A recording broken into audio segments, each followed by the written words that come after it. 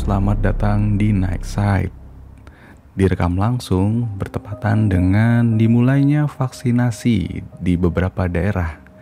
Kali ini izinkan kami untuk menemani apapun kegiatan kalian dengan sedikit cerita yang bertemakan pesugihan. Oh ya, sebelum gua memulai cerita, izinkan gua berterima kasih kepada Restu Wiraatmaja yang telah mengizinkan Night Side untuk membawakan ceritanya. Beliau punya akun Twitter, silahkan yang mau kepo-kepo dengan cerita lainnya dari Restu bisa langsung cek di deskripsi ya.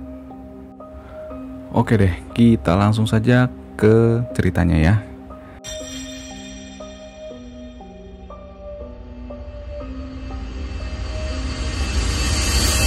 Kejadian ini bermula ketika seorang pasangan suami istri baru saja menikah dan memiliki sebuah kedai seperti kafe yang tidak terlalu besar namun penampilannya cocok dengan tongkrongan anak muda zaman sekarang. Kedai itu dibangun pada tahun 2012-an dengan gaya dan arsitektur yang memikat para pembeli. Terlebih lagi tempat itu biasa dipenuhi dengan muda-mudi yang suka akan tongkrongan. Namun sampai tahun 2013, kedai itu tidak meraup keuntungan dan penghasilan yang diraihnya hanya bisa dirotasikan untuk menggaji karyawan dan membuat makanan-makanan serta minuman-minuman yang akan dijual belikan. Pemilik kedai itu bernama Surya dan Nabila.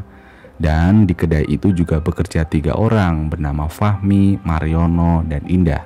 Ketiganya tinggal di mes yang jadi satu dengan kedai tersebut. Tiap hari Pak Surya dan Ibu Nabila memikirkan kedai itu bagaimana caranya laku keras dan disukai para pembeli. Akhirnya mereka pun melakukan suatu perbuatan yang dilarang oleh agama dengan cara melakukan pesugihan. Pesugihan ini bersifat sangat privasi, sampai-sampai harus melakukan segala cara untuk mengulik kilas balik dari semua tata cara ritual yang dilakukan oleh Pak Surya dan Ibu Nabila ini. Bu, kedai kita sudah berjalan 1 tahun lebih. Namun pendapatan kita hanya dicukupkan dengan mengeluarkan belanja dan menggaji para karyawan. Apa Ibu punya usul untuk memajukan kedai ini? Tanya Pak Surya kepada Ibu Nabila. Mereka berdua melihat jalanan yang ramai, namun tak ada satupun orang yang berkunjung ke kedai mereka. Bersebelahan dengan kedai Pak Surya dan Ibu Nabila terdapat warung bakso yang banyak sekali pembelinya. Saat itulah mereka mulai merencanakan niat buruk mereka untuk mengalihkan semua para pembeli bakso yang ada di sebelah kedai mereka. Alih-alih Ibu Nabila mulai mencari-cari informasi mengenai para pembeli yang berkunjung ke warung bakso itu.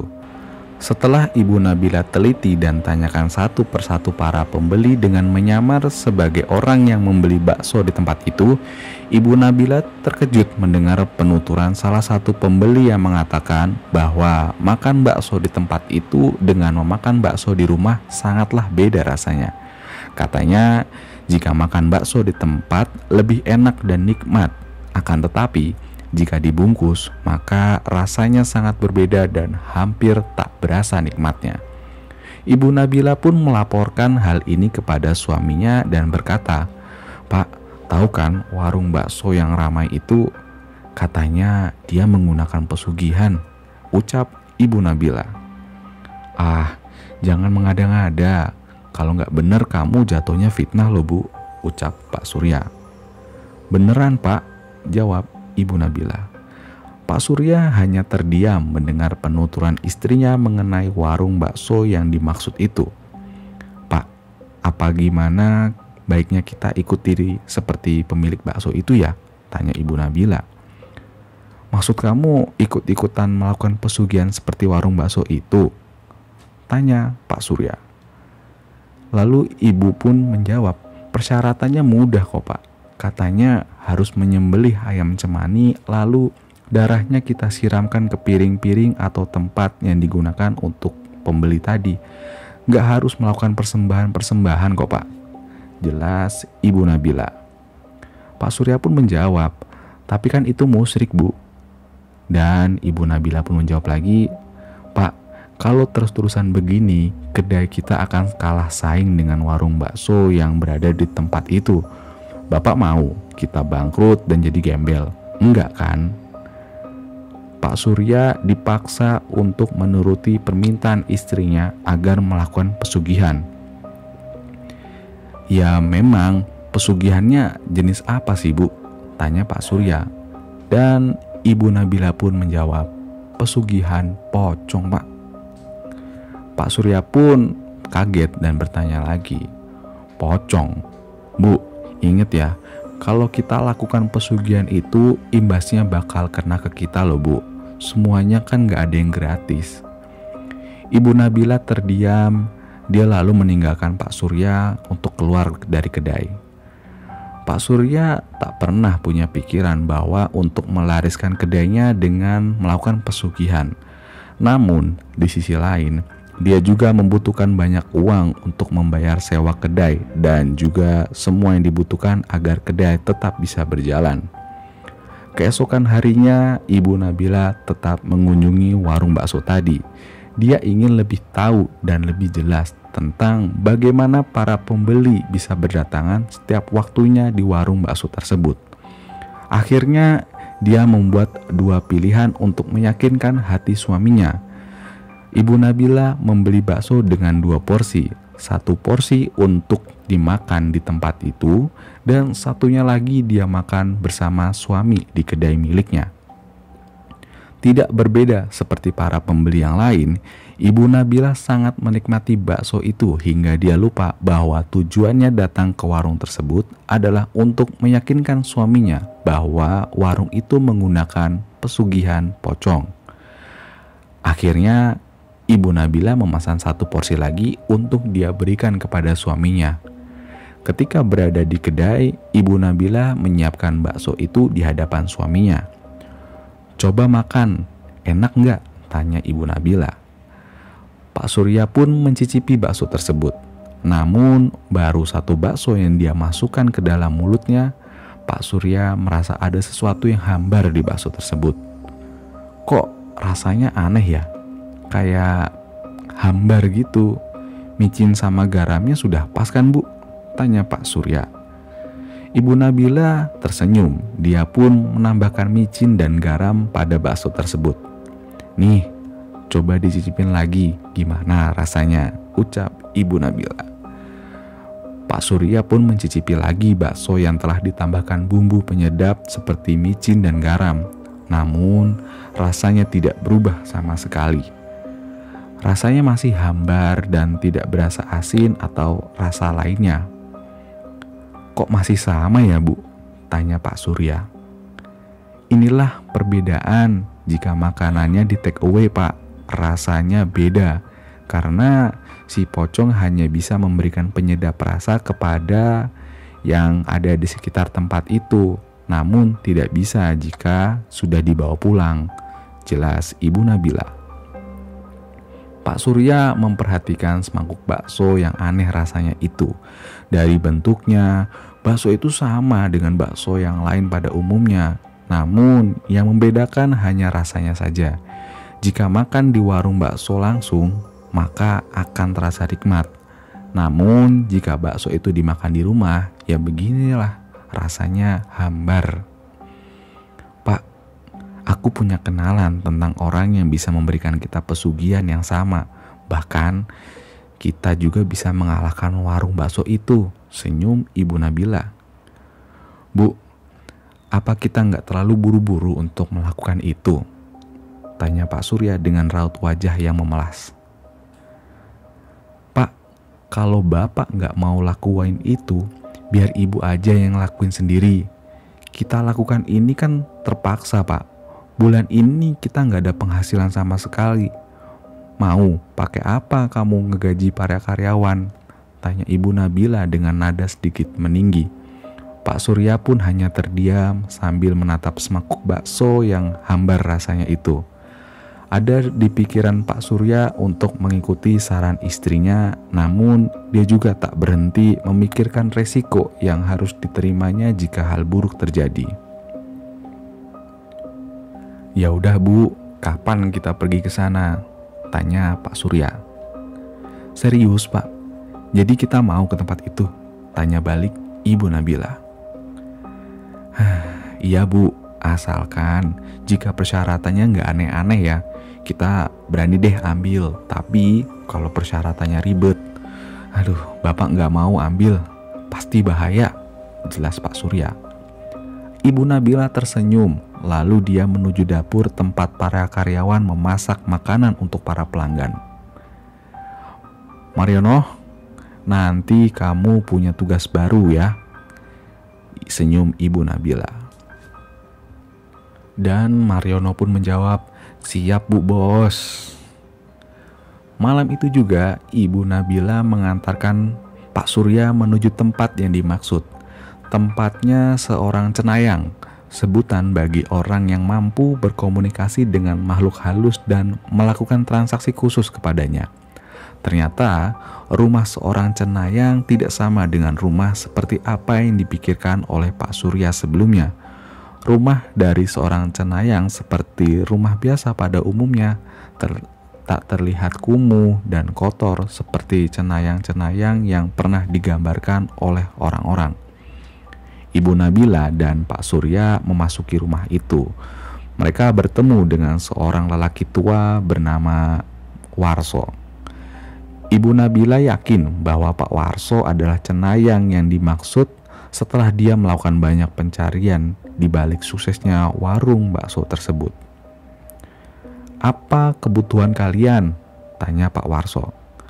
Pak Surya menatap wajah istrinya, Ibu Nabila, yang tampak percaya diri dengan pilihannya. "Kami ingin kaya raya, Mbah," ucap Ibu Nabila. Pak Warso tertawa sekencang-kencangnya. Dia menatap wajah Pak Surya dan Ibu Nabila secara perlahan, seperti orang yang akan melumat makanan yang disukainya. "Menjadi kaya raya tanpa merasakan kesusahan itu mustahil. Namun itu bisa terjadi jika kamu ingin menukar semuanya. Antara manusia dengan Allah memiliki ikatan yang sangat kuat. Namun kadang mereka tidak pernah menyadari arti dari kehidupan yang sebenarnya, yang hanya sekali ini ucap Mbah Warso. Mbah Warso mengambil sebuah ikatan tali pocong yang telah diambilnya beberapa hari yang lalu. "Nih, ikatlah tali ini di suatu tempat yang tersembunyi.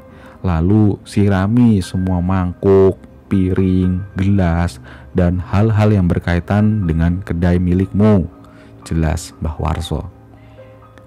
Pak Surya tersentak mendengar ucapan Mbah Warso. Sejak kapan dia mengetahui tentang kedainya? Lalu Mbah Warso pun menjelaskan, "Jangan kaget, warung di sebelah tempatmu itu melakukan hal yang sama kok." Pak Surya pun berkata, "Jadi isu mengenai pesugihan pocong itu benar adanya, Mbah?" Mbah Warso pun hanya mengangguk. Ibu Nabila mengambil ikatan tali pocong yang diberikan Mbah Warso kepadanya. Ibu Nabila pun menyerahkan segebok amplop yang terisi penuh dengan uang. Bayaran pertama adalah bersifat materi atau yang nampak, namun bisa jadi bayaran keduanya adalah nyawa mereka berdua. Mariono adalah karyawan yang taat akan aturan yang diberikan pemilik kedai, yaitu Ibu Nabila dan Pak Surya. Namun, dalam ketaatan Mariono, dia juga memiliki hak kemanusiaan yang tinggi. Kedai milik Pak Surya dan Ibu Nabila pukul 15.00, posisi itu dianggap sangat dominan dengan keadaan para customer yang mungkin mengambil jam waktu makan. Karena itu, Pak Surya dan Ibu Nabila menyuruh kepada Mariono dan karyawan lainnya untuk mempersiapkan sebelum jam 15.00 tiba. Hari-hari yang dijalankan oleh Mariono menjadi berbeda ketika tuntutan barunya baru saja diterimanya. Di ruang khusus tempat Pak Surya dan Ibu Nabila, Mariono dipanggil untuk hal-hal yang serius. Mariono, kamu adalah karyawan yang sangat berkompeten dan memiliki komitmen tinggi untuk memajukan kedai ini. Karena itu, aku meminta bantuanmu. Ini mungkin agak sulit, tapi percayalah, kamu harus menerimanya ya, ucap Ibu Nabila. Ibu Nabila membuka plastik hitam berisi ikatan tali pocong beserta dengan lemah layat yang nantinya akan ditaburi di suatu tempat khusus. Mariono bingung, apa ini Bu? Lalu Ibu Nabila menjelaskan, ini adalah tugas barumu. Kita akan melakukan pesugihan pocong. Mariono terkejut dengan apa yang didengar barusan. Hatinya menolak keras terhadap tawaran yang diberikan Ibu Nabila. Bu, ini kan dosa Bu, tanya Mariono. Mariono, kamu ingin karirmu melesat tinggi dengan gaji yang bisa mencukupi semua kebutuhanmu kan? Ibu Nabila pun menggoda. Mariono pun terdiam. Pilihan itu sangat berat Mariono jalankan. Ibu Nabila pun menjelaskan lagi. Persyaratannya sangat mudah. Kamu hanya menyirami seluruh perabotan dapur dengan darah ayam cemani.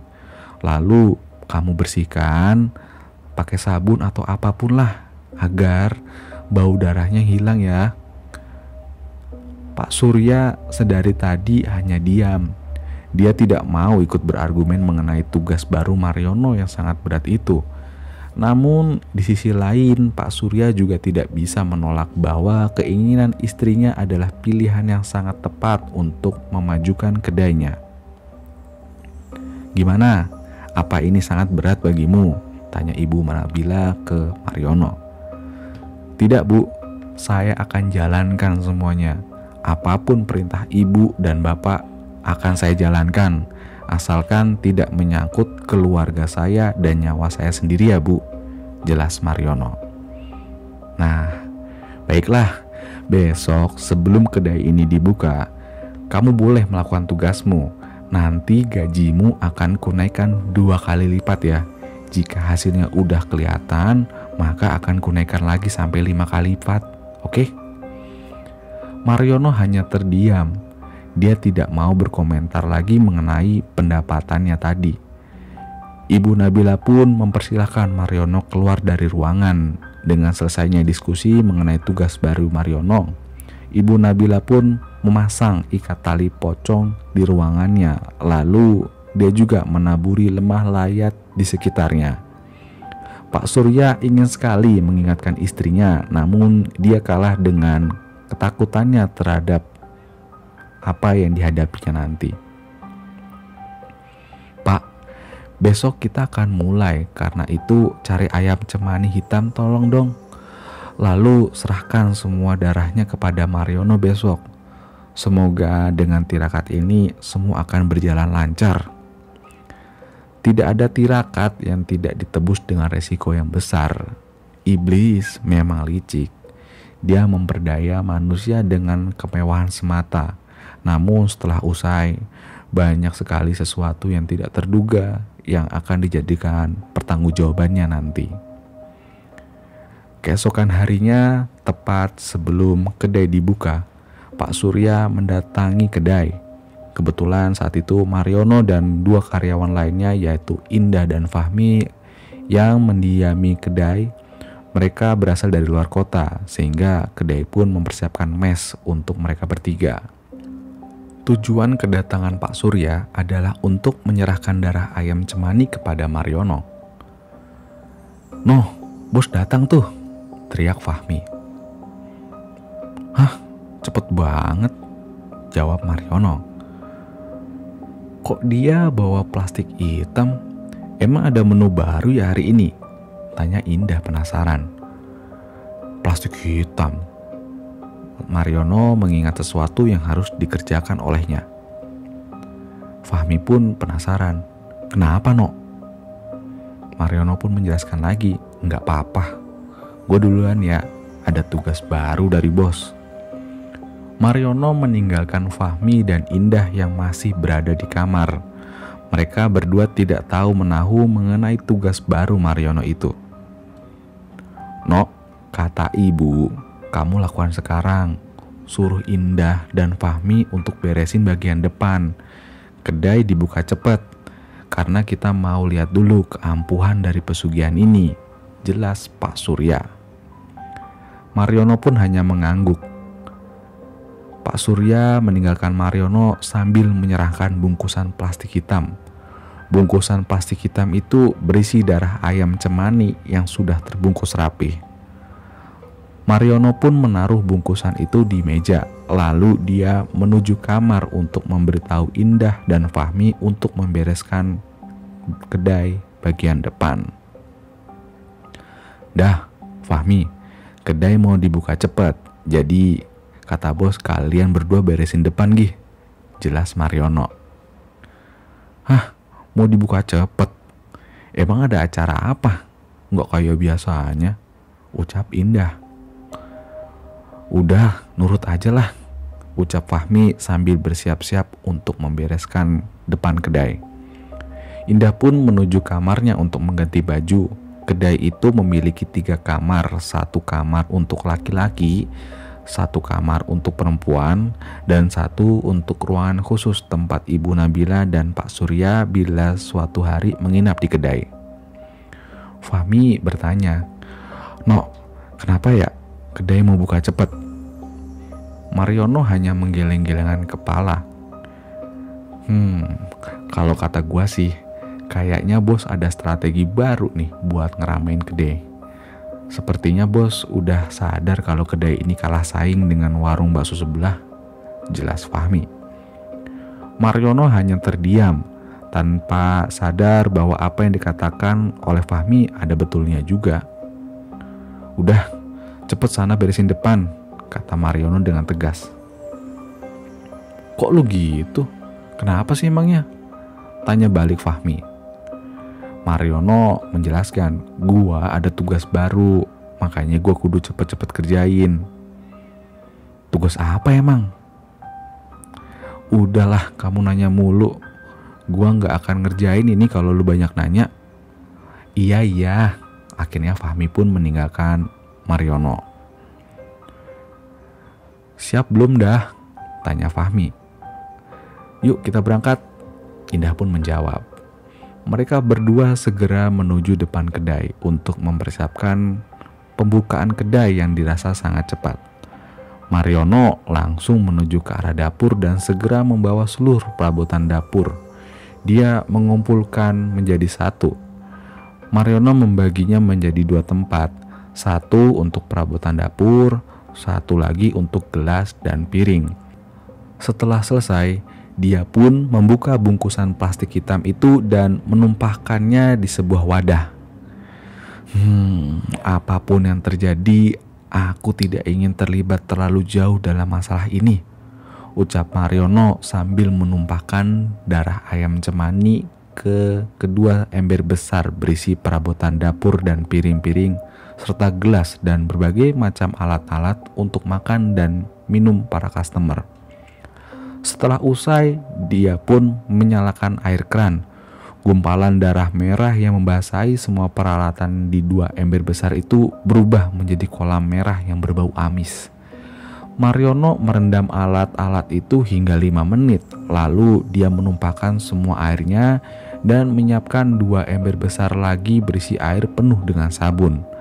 Mariono segera memasukkannya semua alat-alat dapur itu ke dalam ember yang penuh dengan sabun tadi. Mariono berharap tindakannya ini berlalu cepat agar Fahmi dan Indah tidak tahu menahu mengenai apa yang sedang dilakukannya. Tahap terakhir, Mariono tinggal membilas dan memastikan bau darah itu menghilang. Setelah selesai, Mariono pun membersihkannya dan menggunakan lap untuk mengelapi 1 persatu piring, gelas, dan lainnya. Tepat ketika Mariono sedang membereskan semuanya, Fahmi dan Indah tiba. "Lah, ini kan tugas gua sama Indah. Kenapa lu kerjain semua, No?" tanya Fahmi. "Gua disuruh bos buat bersihin semuanya," karena kemarin ada customer komplain masalah kebersihan piring. Hah? Emang iya? Kan kita udah bersihnya semaksimal mungkin. Pasti ini si ulah Fahmi nih, ucap Indah. Apaan sih? Gue yakin cucian gue tuh udah bersih. Buktinya gue sampai bilas berkali-kali, sangkal Fahmi. Udah, kalian siap-siap aja karena bentar lagi bos datang. Ya wajar aja jika Fahmi dan Indah menanyakan itu, karena ini adalah tindakan yang tidak biasa yang dilakukan oleh Mariono selama dia bekerja. Tugas Mariono adalah sebagai kasir kedai. Seharusnya dia memanajemen keuangan serta menyusun rancangan anggaran belanja atau RAB. Namun, semua dapat ditepis oleh Mariono dengan dalih tugas barunya dari Pak Surya dan Ibu Nabila. Sebentar lagi kedai akan buka. Mereka bertiga bersiap-siap untuk menyambut customer seperti biasanya. Fahmi dan Indah sudah mengeluh terlebih dahulu sebelum kedai akan dibuka. Palingan juga 5 orang yang datang. Aku sih gak percaya hari ini bakal rame banget, ucap Indah. Dan Fahmi pun menimpali. Mending 5. Biasanya kita ngelamun sambil ngeliatin para pembeli bakso di warung sebelah kita itu tuh. Sebelum kedai dibuka, Ibu Nabila dan Pak Surya datang. Wajah mereka berdua tampak semangat seperti tidak biasanya. Kalian siap kan? Ada kejutan untuk hari ini dan seterusnya. Kalian harus kerja keras, paham ya? Senyum Ibu Nabila.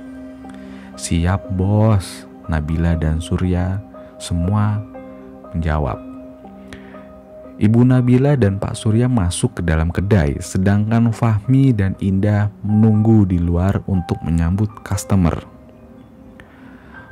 Mariono sedang sibuk mengambil database keuangan kasir.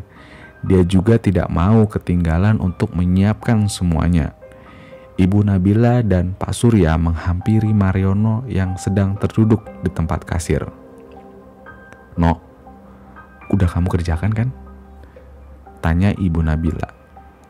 "Sudah Bu, sudah semuanya," jawab Mariono. "Indah dan Fahmi gak tahu kan?" tanya Ibu Nabila. "Enggak Bu, mereka gak tahu kok," jawab Mariono. Bagus, jangan sampai masalah ini bocor. Aku akan memulai tirakatnya. Kamu siap-siap menyambut para customer ya, ucap Ibu Nabila. Pak Surya dan Ibu Nabila memasuki ruangan khususnya. Mariono tidak tahu menahu apa yang akan dilakukan oleh keduanya. "Sebentar lagi kita akan kaya raya, Pak," senyum Ibu Nabila sambil memeluk suaminya Pak Surya.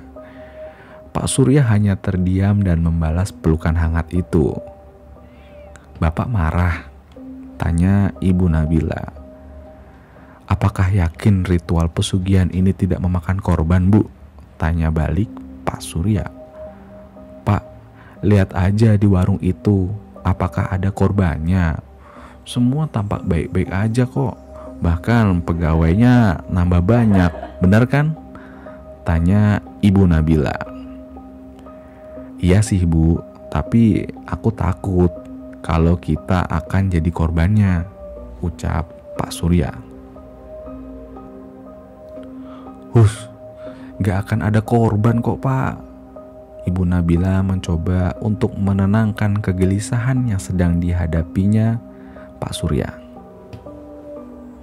Dia mencoba untuk menghibur dan mengatakan baik-baik saja, padahal risiko yang akan dialaminya belum tentu sesuai dengan apa yang dipikirkannya. "Ayo Pak, mulai, jangan ragu, semua akan baik-baik aja kok," senyum Ibu Nabila. Ibu Nabila mulai membuka tirakat memanggil pocong tersebut.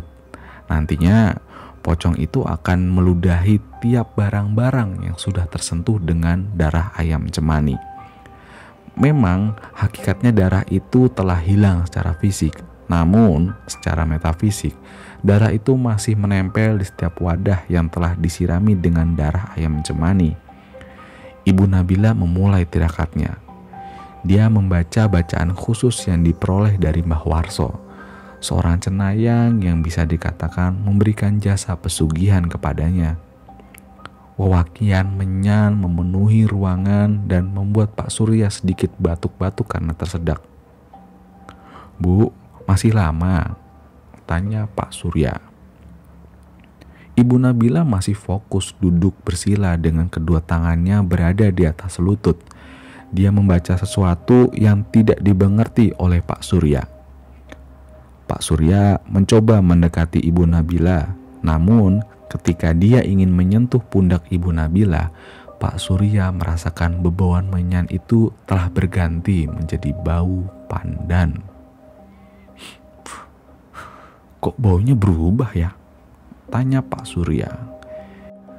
Ibu Nabila pun menengok ke belakang. "Udah Pak, tirakatnya udah selesai," ucap Ibu Nabila sambil tersenyum menatap ke arah pojokan ruangan itu. "Ada apa, Bu?" tanya Pak Surya. Ibu Nabila berhasil mengundang pocong tersebut. Dia berada di pojokan ruangan, hanya terdiam lalu menghilang lagi. Ibu Nabila bangkit dari duduknya. "Ayo Pak, customer sudah menunggu di depan, kita harus menyambutnya," ucap Ibu Nabila dengan semangat. "Hah? Masa secepat itu?" tanya Pak Surya. Tiba-tiba Mariono mengetuk pintu ruangan sambil berkata, "Pak, Bu, di depan banyak customer. Kami kewalahan," ucap Mariono. Ibu Nabila tersenyum mendengar hal itu. Dalam hati Pak Surya, kok bisa ya secepat ini efeknya? "Ayo Pak, kita bantu-bantu. Besok kita buka lowongan kerja. Barangkali kita butuh chef banyak untuk masak," senyum Ibu Nabila. Bukan hal yang mudah bagi Pak Surya untuk mempercayakan apa yang baru saja terjadi. Ini seperti mimpi baginya. Setelah sekian lama kedai miliknya tidak pernah ramai. "Pak, lihatlah, customer di depan berdatangan dengan sendirinya," ucap Ibu Nabila dengan penuh semangatnya. Pak Surya hanya memandangi para customer yang berasal dari berbagai kalangan. Ada yang pelajar, pekerja, mahasiswa, dan mahasiswi. Bahkan beberapa darinya adalah pekerja negeri sipil yang memang kedatangannya membuat hati Pak Surya terpukau. "Bu, ayo bantu yang lainnya." Pak Surya pun menyuruh ibunya membantu. Pak Surya dan Ibu Nabila melayani customer yang terus berdatangan. Entah sudah berapa ratus customer yang mendatangi hingga kedai yang hanya muat beberapa orang itu sampai tumpah ke jalanan. Belum tahu pasti apa penyebab customer tersebut berdatangan. Namun yang pasti ini adalah berkat pesugihan pocong yang dilakukan keduanya untuk menarik para customer dan mencicipi makanan dan minuman yang tersedia di kedai tersebut. Yang membuat Pak Surya terkejut lagi adalah kedai ini buka dengan cepat dan tutup dengan cepat. Tidak sampai 5 jam, seluruh pasokan makanan di dapur telah habis. Begitu juga dengan semua minuman. Hari-hari yang ditunggu benar-benar dirasakan oleh Pak Surya. Atmosfer positif dari para customer yang mengatakan bahwa makanan dan minuman tempat mereka sangatlah lezat dan nikmat. Belum lagi terhadap para karyawan yang sangat ramah dan sabar dalam menyambut para tamu. "Pak, lihatlah, pemasukan kita banyak banget hari ini," ucap Ibu Nabila sambil menghitung data pemasukan di hari pertama menggunakan pesugihan pocong itu. Ibu Nabila benar-benar menikmati keputusan yang diambilnya. "Benar kan Pak, ini mujarab," jelas Ibu Nabila. Pak Surya hanya tersenyum lebar, sedangkan Fahmi dan Indah sangat kelelahan. "Bu, tolong tambah pegawai lagi. Kalau besok masih kayak gini, bisa mati aku Bu," ucap Fahmi sambil mengeluh. "Bener Bu, tadi customernya banyak banget. Kok tumben ya?" tanya Indah sambil meluruskan kedua kakinya. "Ya, namanya ada strategi baru. pasti ada sesuatu perubahan yang gak bisa dinalar lah, kata Fahmi. Besok kita cari 2 pegawai baru lagi ya.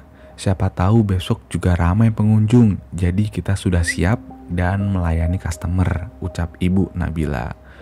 Namun sedari tadi Mariono hanya terdiam. Dia tahu bahwa semua ini karena pesugihan. Dia telah melakukan kesalahan besar karena telah bersekutu dengan setan untuk menuju kaya raya. Ya, sejauh ini memang ternyata pesugihan dari pengusaha ini berhasil ya teman-teman semua. Tapi sementara kita stop dulu ceritanya. Jadi ceritanya manis-manisnya dulu. Untuk episode selanjutnya nanti kita lanjut lagi ya. Sebelum video ini ditutup, jangan lupa kalian untuk menekan tombol like, atau mungkin kalian punya komentar-komentar positif atau saran-saran lainnya silahkan tinggalkan di kolom komentar. Atau kalau kalian pengen menyarankan sesuatu juga boleh. Intinya jangan lupa diklik itu tombol merah ajaib subscribe, biar kalau kita update video baru lagi kalian juga dapat notifikasinya. Oke deh, terima kasih banyak atas perhatian dari teman-teman semua.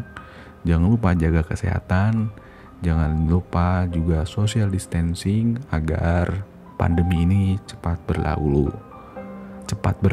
Aduh kebelibet. Oke deh, terima kasih banyak. Bye bye.